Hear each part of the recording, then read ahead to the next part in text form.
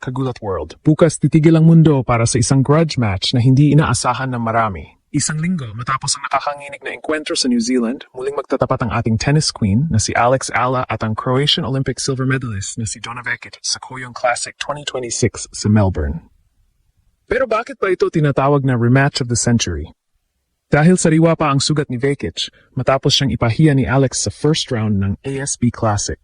Isang 3 oras na marathon 4-6, 6-4, 6-4 kung saan pinatunayan ng ating pambato na hindi siya basta-basta susuko.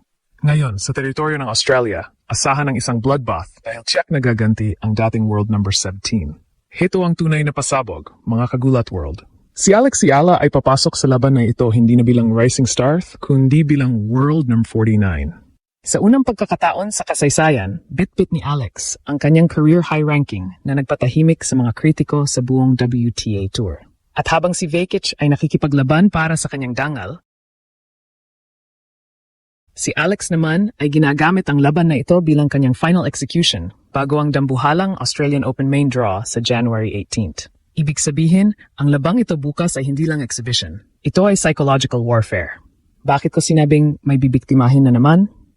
Dahil sa statistical analysis ng kanilang huling laban, nakita ang nakakatakot na evolution ni Alex. Kahit baon siya ng 1-5 sa points, nagawa niyang bumalik. Isang katangiang tinatawag na the Ala reset. Habang si Vekic ay kilalang agresibo, ang left-handed topspin ni Alex ang naging mitsa ng kanyang pagkatalo sa Auckland. Bukas, sa mabilis na hardcourt ng Kooyong, sino ang unang bibigay sa pressure? Asahan ang pagdagsa ng mga Pinoy fans sa Melbourne na siguradong lulunod sa kahit anong hiyaw ng mga taga-Croatia. Ito ang laban na magsisilbing babala sa buong Australian Open field. Si Alex Ala ay hindi na lang basta kalahok. Siya ay isang title contender. Handa na ba kayo sa ikalawang kabanata ng banggaang ito? Bukas na ang hatol. Magiging back-to-back victim ba si Vekic o makakahanap siya ng paraan para pigilan ang Pinoy storm? Isang bagay lang ang sigurado. Alex Ala is ready to strike again. Bago pumutok ang unang serve sa Kooyong Classic bukas, January 14, silipin muna natin ang war history ng dalawang bituing ito. Si Donna Vekic ay hindi basta-bastang kalaban, siya ay isang tennis royalty. Sa edad na 29, bit-bit niya ang karanasang hindi matatawaran. 4 na WTA titles, naging world number 17 at ang pinakamahalaga ang Olympic silver medal noong 2024 Paris Games. Pero si Alex Ala sa edad na 20 ay mabilis na binubura ang gap na iyan gamit ang kanyang limitless potential. Balikan natin ang kanilang head-to-head. Noong nakaraang linggo lang sa Auckland, kinulat ni Alex ang buong WA nang patalsikin niya ang second seed na si Vekic. Sa score na 4-6, 6-4, 6-4, ipinakita ni Alex na kahit lamang si Vekic sa lakas at karanasan, lamang naman ang Pinoy sa clutch factor. Isipin niyo, matapos matalo sa first set, hindi nanginig si Alex. Ginamit niya ang kanyang left-handed variety para sirain ang ritmo ni Vekic. At heto ang masakit para sa Croatian star. Matapos ang pagkatalong yon, si Alex ay umakyat sa world number 49, habang si Vekic ay pilit na bumabangon mula sa pagkakalagpak sa ranking. Sa achievements, malayo na rin ang narating ni Alex. Siya ang kauna-unahang Pilipino na nanalo ng 3 junior Grand Slam titles, 2 sa doubles, 1 sa singles at 2022 US Open. Ngayong 2026, si Alex ay tinuturing na the most improved player in Asia.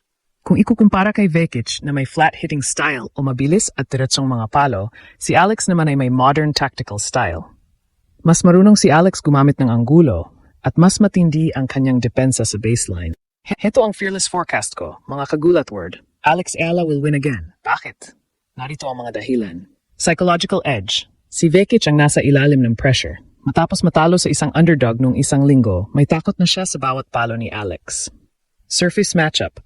Ang Kooyong hardcourts ay mabilis, pero ang service return ni Alex ngayon ay nasa elite level. Sa Auckland, nagawa niyang basagin ang serve ni Vekic ng 6 na beses.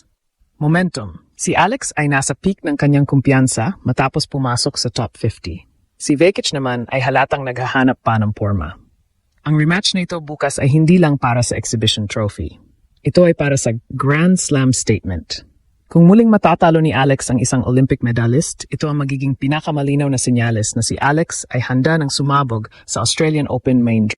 Isipin niyo ang takot ng mga seeds sa Melbourne Park kapag nalaman nilang ang isang unseeded player na tulad ni Alex ay kayang pumatay ng higante ng 2 beses sa loob ng 7 araw. Bukas, asahan ang mas matinding Donna Vekic pero asahan ang isang mas matalinong Alex Ala. Sino ang bibigay sa tindi ng sikat ng araw sa Melbourne?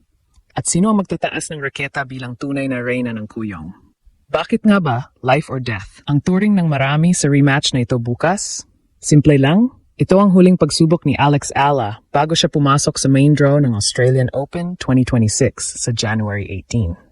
Matapos ang kanyang pag-akyat sa World number 49, hindi na lang siya basta kasali. Siya na ngayon ang targeted player. Ang laban kay Donna Vekic bukas sa Kooyong Classic ay magsisilbing barometer kung gaano kalakas ang tsansa ni Alex na makarating sa second week ng kauna-unahang Grand Slam ng taon. Heto ang ating fearless forecast. Alex Ala will dominate Vekic once again. Narito ang tatlong solidong dahilan kung bakit. The Vekic slump versus Ala surge. Habang si Vekic ay pilit na kumakawala sa kanyang ranking na number 70 matapos ang sunod-sunod na talo, si Alex naman ay nasa gitna ng kanyang career high. Sa tennis, 80% ng laro ay mental. Ang kumpiyansa ni Alex matapos talunin ang mga dating world number 1 ay parang baluti na mahirap pasagin. Adaptability in high stakes. Sa kanilang huling laban sa Auckland, ipinakita ni Alex ang kanyang tactical evolution. Kahit naunahan siya sa first set, hindi siya naging emosyonal. Bukas, sa mabilis na hardcourt ng Kooyong, asahan ang mas mabilis na transisyon ni Alex mula depensa patungong opensa. The direct entry energy. Dahil selyado na ang kanyang pwesto sa Australian Open main draw, wala nang ranking pressure si Alex. Malaya siyang makakapag-experiment ng mga aggressive returns na siguradong ikakalito ni Vekic. Ano ang ibig sabihin nito para sa kanyang Australian Open campaign? Ang pagkapanalo bukas ay magpapadala ng shockwaves sa buong WTA field. Kapag nakita ng mga top seeds na tinalo ni Alex ang isang Olympic silver medalist ng 2 beses sa loob ng isang linggo, iisipin nilang siya ang pinakadelikadong unseeded player sa draw. Isipin nyo, baka sa round 1 ng Australian Open, ang makaharap ni Alex ay isang top 10 player. At sa puntong iyon, ang takot ay wala kay Alex, kundi nasa kalaban. Bukod dito, ang pagkapanalo bukas ay magsisiguro na ang momentum ni Alex mula sa kanyang semifinal run sa Auckland ay mananatiling buhay. Ito ang kailangan niya para makakuha ng paborableng draw momentum. Sa bawat palo ni Alex sa Kooyong, hindi lang puntos ang kanyang kinukuha kundi ang respeto ng mga Australians. Habang papalapit ang January 18, unti-unti nang nagiging Philippine territory ang Melbourne Park. Ang tagumpay ni Alex laban kay Vekic ay hindi lang basta trophy sa exhibition match. Ito ay ang pagtatatak ng kanyang pangalan bilang bagong reyna ng Asian tennis. Handa na ba tayo na makitang muling lumuhod ang isang Grand Slam veteran sa harap ng ating pambato? Dahil sa January 14, hindi lang basta laro ang magaganap. Ito ay ang formal na deklarasyon ni Alex Ala na siya ay handa ng sakupin ang Australian Open.